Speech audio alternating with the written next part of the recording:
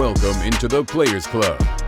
Now for your host, Santana Moss, London Fletcher, and Sean Springs. Joined by special guest, defensive end, Jacob Martin.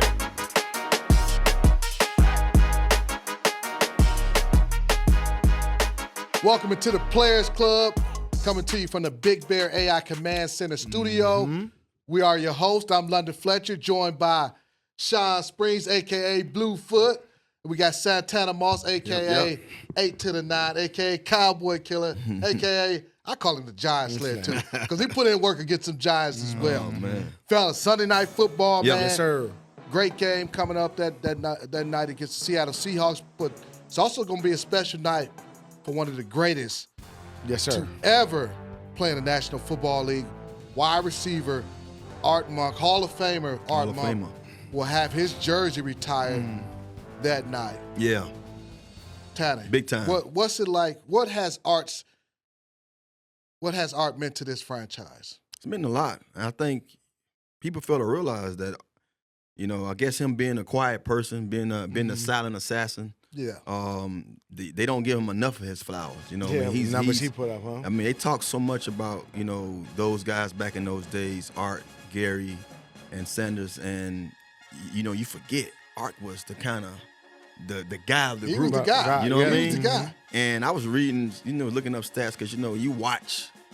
As a kid, I was able to watch him, And then I was just going through his little bio, and I'm like, he was the first receiver ever to record 100 yards 100 catches in the season. Wow, that's numbers. 100, the first receiver to ever record 100 catches in the NFL season. Yeah.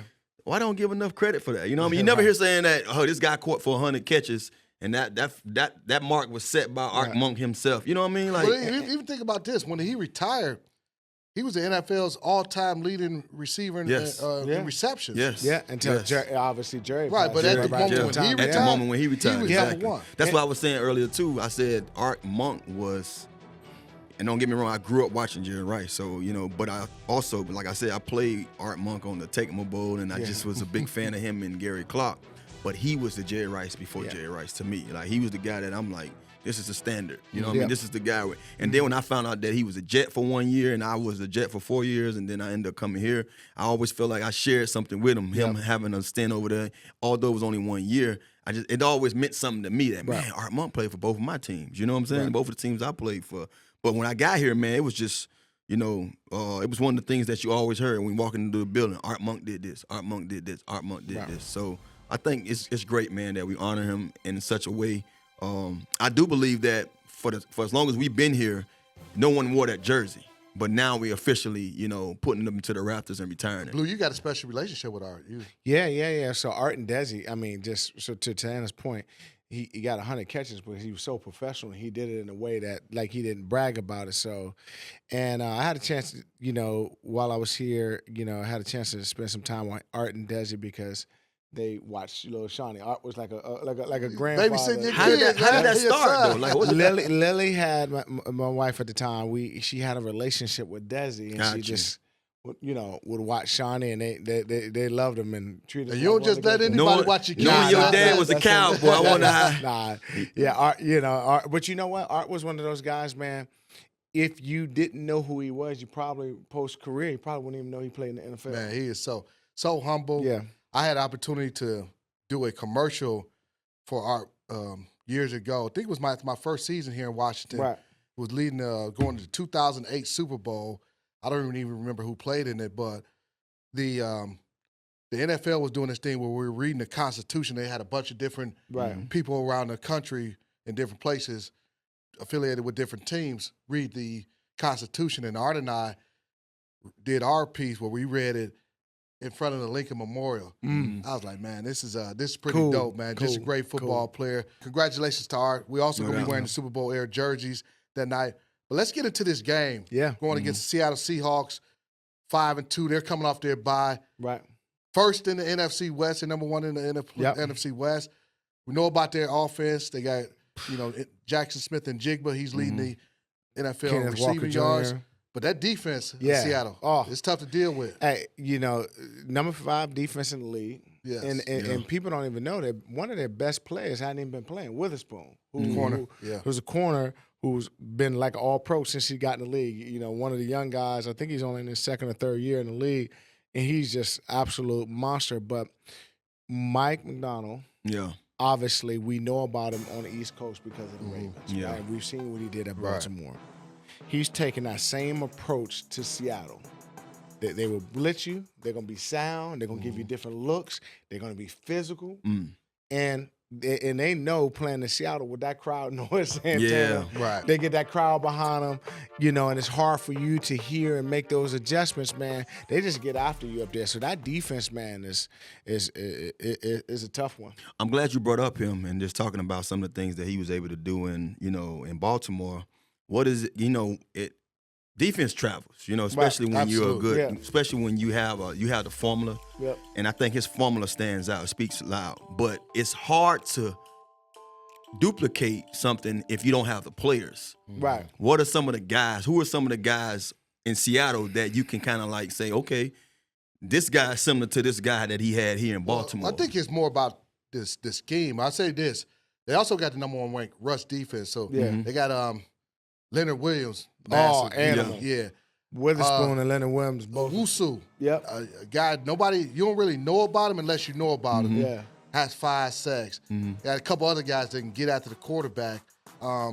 Just the scheme, their sound up front, disruptive. And you mentioned defense travels. Defense and run games, they travel. I liked McDonald, the head coach.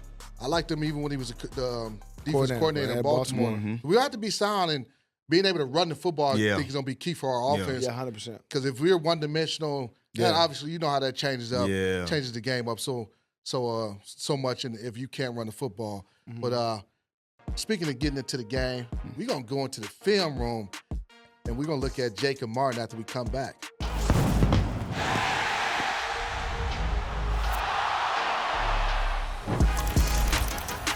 Best show right now is the Commanders offense and the Commanders in a whole.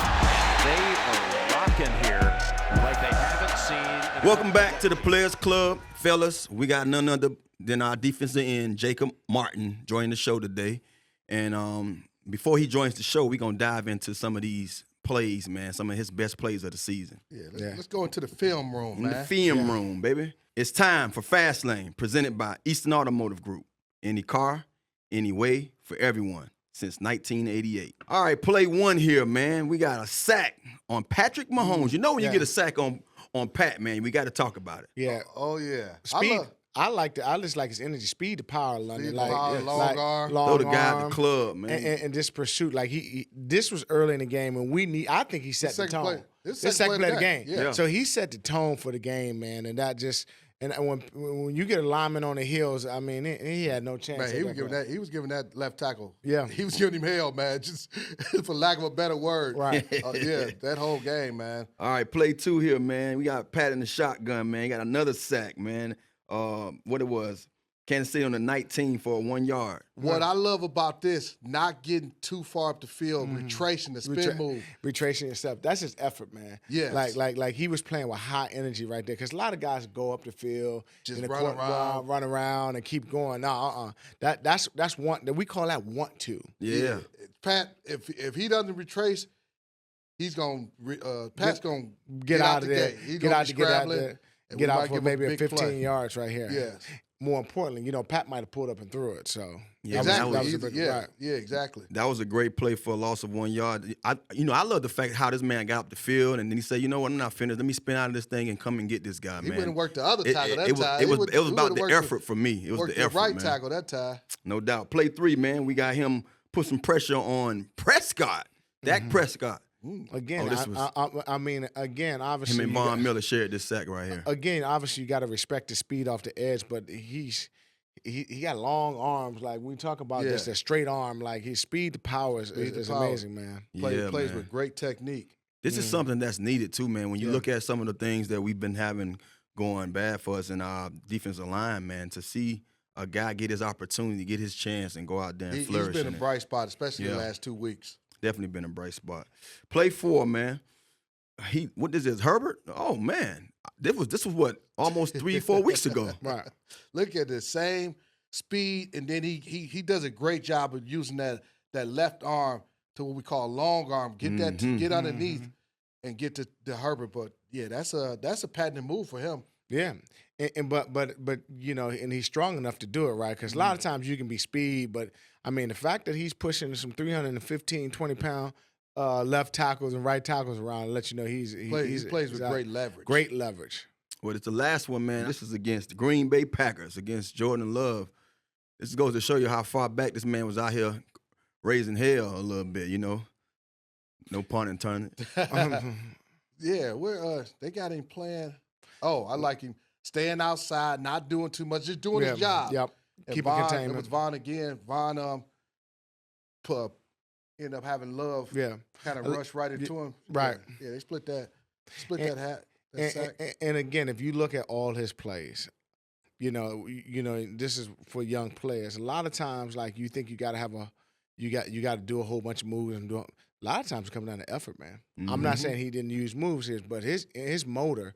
We hear talk about with guys. If you think about some of the great pass rushers that's in the league today, they all got motors, and Martin's motor was incredible over these last few highlights. Yeah. And one of the things, like I said before, that just goes to show you how many guys we have depth-wise, and that now he's getting his opportunity. He's been one of the more underrated free agent signings this offseason. Like, I didn't know a ton about him prior to us signing him. Then you see him play, and I was like, okay, I see why the front office signed him as a free agent. Highly of him, too. And he's been paying huge dividends, man. All right, man. Coming up next, Jacob Martin.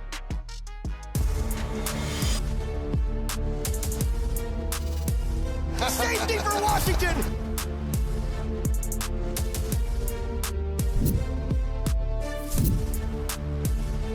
What a big hit by the Commanders defense! We call it hammer time!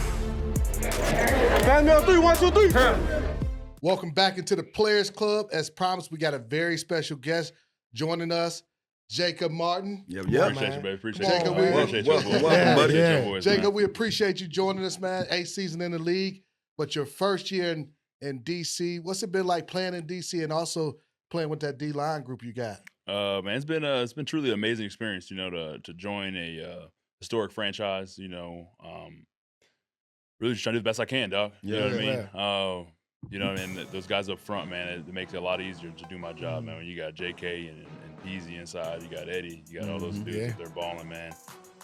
Makes it real easy for a defensive end to do their job, man. What's it like playing for a coach like Dan Quinn, man? I hear so much about him. I watched him from afar over there in Dallas. I watched him when he was in Atlanta. Also played against him probably a couple of years when he was in Seattle. How has it been for you being a part of his team? I think it's been a really, you know, truthfully transformative, you know, for myself. You know, he's a big D-line guy, you know what I mean?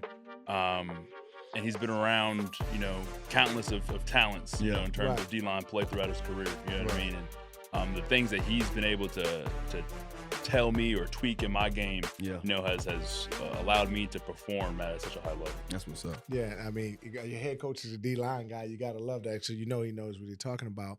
And Ryan Kerrigan also, one of the coaches over there. Ryan is, you know, staple part of this organization.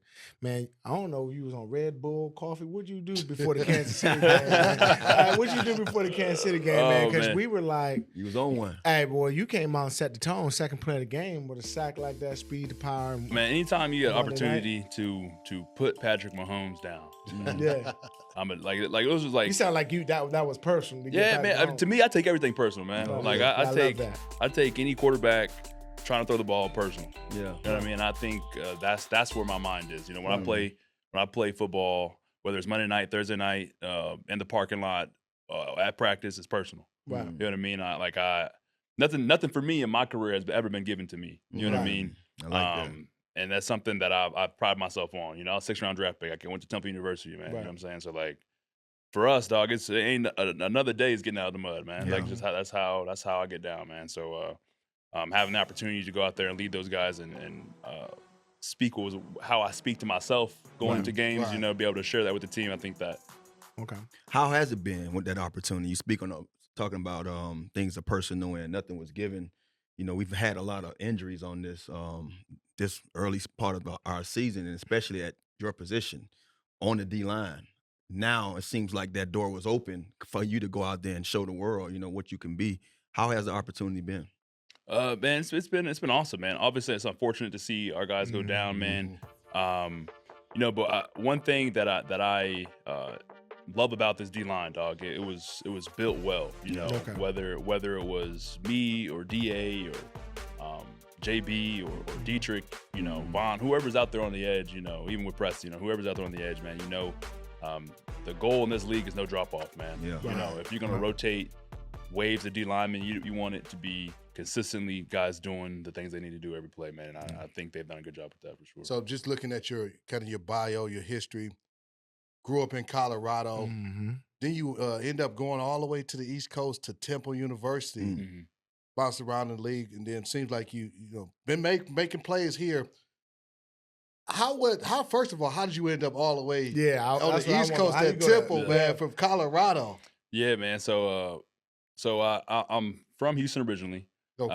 I grew up in Colorado, and then Temple, man. Kind of a crazy story. So my brother was playing at the time. He was playing for the Chiefs at the time. Your brother played 8 years. I give a shout out to you, brother. We're gonna talk about that. You got a big bro in the league. Set the tone for you. Yeah, man. So my brother was in Kansas City, and then I was getting a lot of interest from teams on the West Coast and stuff like that. But I was kind of I'm big on life experience. You know what I mean? And every time I would go visit my brother while he was in college, he went to Columbia in New York. Man, we had never been anywhere near New York. Right. My family at least. So we got the chance to go out there and check that out. I thought the vibe was dope. And then I was between CSU and CU. Coming down to it, I knew I didn't want to stay in Colorado, man. Right. So he passed my tape along to one of his assistant coaches up there in Kansas City. Shout out to Mark DeLeon. He ended up passing my film along to the schools in the conference. Temple called back. I think UConn and maybe UCF called back as well. Unfortunately, I only had one visit left, out of the 5. So I picked Temple, and fell in love with Philly, man. Yeah. Right. Talked about your brother, man. Obviously, he's a big factor in your life, helping you with school. So, or just in your life, and he played in the league as well. So, talk to about that relationship, man. How he's helped you. Being the youngest boy, I got 2 older brothers. Being the youngest boy, you have a great example of things, what to do and what not to do. You know what I mean? And my brother Josh worked extremely hard at everything he did. He most definitely set the foundation of the expectation of work that's required to be successful in any industry. Whether it be football, whether it be school, whether it be anything, whatever you're doing. And it's allowed me to model my approach to the game like that. And whether it be recovery, he recovers hard. He plays hard, he trains hard. Everything he does is super intentful, man. And I think he's done an amazing job so far. You know what I mean? That's what's up.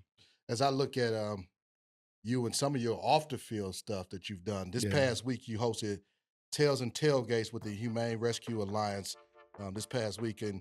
First of all, how'd you start working with that organization, and what does it mean to you to be able to do that type of work?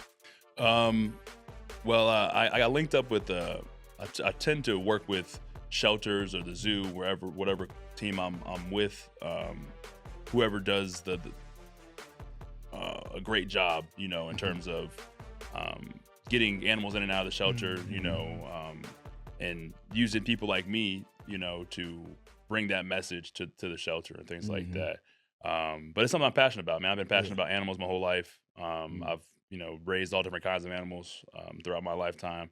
I have 3 dogs now, 3 dogs and a snake. What kind of dogs you got, man? I got a golden retriever. He's my oldest. His name is Bubba. I got a black lab pit bull mix. His name is Beans. And I have a Bernese mountain dog. Her name is Mabel. Okay. And a snake. And a snake. And a snake. What kind of snake, man? I got like a 2.5 foot long corn snake. His name is Maurice. So you actually named your snake Maurice. What you feed him, like rats and stuff? Little small mice? Rats. How you like? You're not scared of animals, man? Nah, man. Man, you think you're scared of animals? You got a snake in his house. I don't know, man. Got a snake in his house. Yeah, I grew up, man. My mom was a science teacher, majority of my life. You know what I mean? So she had, scorpions, taking cockroaches, all that kind of stuff. It's awesome. This has been great, Yeah, man. no doubt. This is great, man. So, Jacob, one of the things we do with all the guests that come on our show, man, we ask y'all to autograph our football, man. Yeah. And I appreciate you all. appreciate you joining us on the No Players doubt, brother. Club. Yeah. Thank you for your time, man. All right, that'll Appreciate do y'all, it. man. That, for That's this what's up. edition of the Players Club. We'll see you next week at the same time. Players Club was filmed at Big Bear AI Command Center Studio. Big Bear AI offers mission-ready AI for a rapidly evolving world, proudly protecting the Washington Commanders and its fans.